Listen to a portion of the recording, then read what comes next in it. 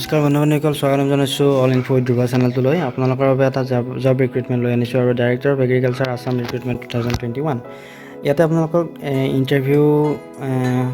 Interview মতা হ'ব। ইয়াতে অনলাইন এপ্লিকেশ্যন বোধহয় ইয়াতে নাই। আপোনালোকে ডাইৰেক্টলি আপোনালোকে ইণ্টাৰভিউলৈ যাব লাগিব আৰু আপোনালোকৰ 103টা post program officer, account officer আৰু মিডিয়া এক্সপাৰ্ট ভেকেঞ্চি ওলাইছে। আৰু এগ্ৰিকালচাৰ ৰিক্ৰুটমেণ্ট 2021 ডিটেইলছখিনি চাই ল'ব। প্ৰগ্ৰেম অফিচাৰ আপোনালোকৰ 35টা পোষ্ট আৰু এডুকেশ্যন কোৱালিফিকেশ্যন আৰু এক্সপিৰিয়েঞ্চটো আপোনালোকে চাই ল'ব। প্ৰগ্ৰেম অফিচাৰ মাষ্ট বি আপোনালোকে MSc এগ্ৰিকালচাৰ ফালৰ পৰা MSc কৰা হ'ব লাগিব। ৰিকগনাইজ ইনষ্টিটিউটৰ ফালৰ পৰা মিনিমাম 3 ইয়াৰ্ছ ৰিলেভেণ্ট এক্সপিৰিয়েঞ্চ বিচাৰিছে, বুজি পালে।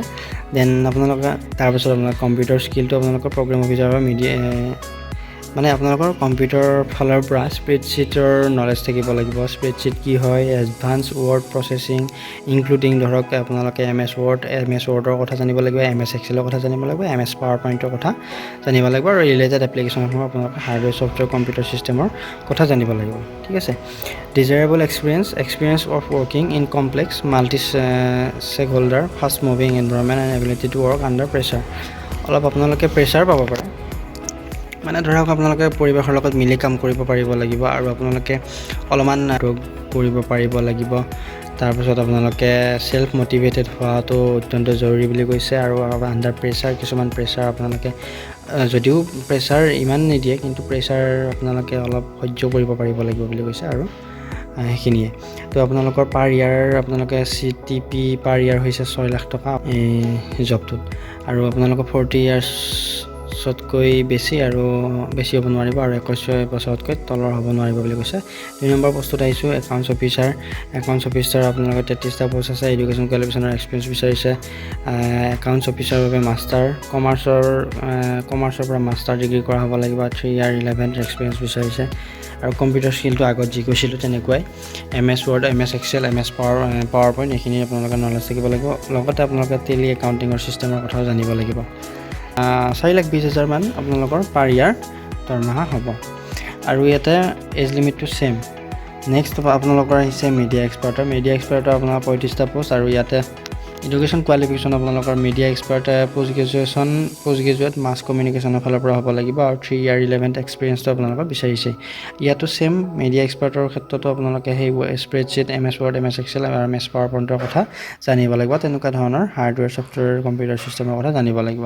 ইয়াতো আপোনালোকক ছেম ডিজায়াৰেবল স্কিলছখিনি আপোনালোক কৈছে আগত যেনেকুৱা কোৱা হৈছিলে। তো এইখিনি আৰু বছৰত ইমানখিনি দৰমহা 2,88,000 হ'ব আৰু আপোনালোকৰ এজ লিমিটটো প্ৰায় একেই।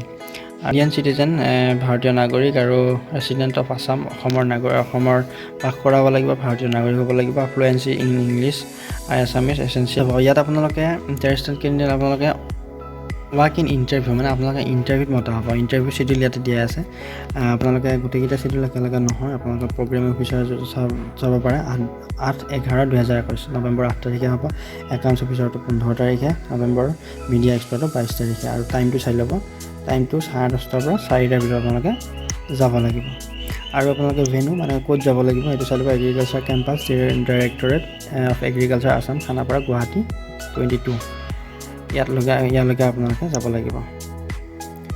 আৰু আপোনালোকে কি লগত নিব লাগিব? অৰিজিনেল চাৰ্টিফিকেট, ডকুমেণ্টছ ৰেটিং, কোৱালিফিকেশ্যনৰ গোটেইখিনি চাৰ্টিফিকেট নিব লাগিব, এক্সপিৰিয়েঞ্চ চাৰ্টিফিকেট নিব লাগিব, এজৰ আইডেণ্টিটি প্ৰুফ আপোনালোকে লেটেষ্ট চেলাৰী চাৰ্টিফিকেট দিব লাগিব, 2 passport size photograph, colour photograph বিচাৰিছে, এইখিনি আপোনালোকে নিব লাগিব। গতিকে এইখিনিয়ে আছিলে। যদি আপোনালোকে চাই ভিডিঅ'টো ভাল পায় তেনেহ'লে লাইক শ্বেয়াৰ কৰিব নাপাব, ফ্ৰেণ্ডৰ সৈতে শ্বেয়াৰ কৰিব। আৰু মই এনেকুৱা ধৰণৰ জব ৰিলেটেড বহু ভিডিঅ' লৈ আনিম, গতিকে চেনেলটো ছাবস্ক্ৰাইব কৰি থ'ব। ধন্যবাদ, জয় অসম।